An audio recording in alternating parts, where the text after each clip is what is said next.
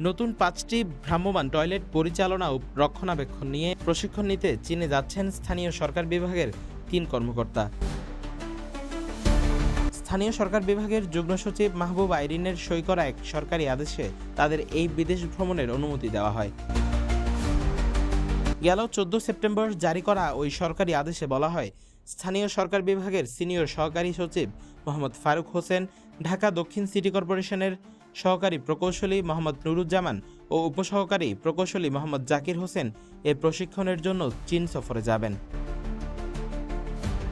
আগামী ২৭ অক্টোবর থেকে ২ নভেম্বর কিংবা ছুটি শুরুর তারিখ থেকে ৭ দিনের জন্য তারা বিদেশ ভ্রমণের অনুমতি পেয়েছেন। সরকারি আদেশে আরও বলা হয়েছে, কর্মকর্তারা ৫টি নতুন মোবাইল টয়লেট সরবরাহের বিপরীতে তারা সেগুলো পরিচালন ও রক্ষণাবেক্ষণের বিষয়ে প্রশিক্ষণে অংশ নেবেন। তাদের এ ভ্রমণকে দায়িত্বের অংশ হিসেবে বিবেচনা করা হবে এবং সব ধরনের ব্যয় বহন করবে উৎপাদক প্রতিষ্ঠান শ্যাংডং কিওয়ানবাই ইন্টেলিজেন্ট ম্যানুফ্যাকচারিং কোম্পানি লিমিটেড।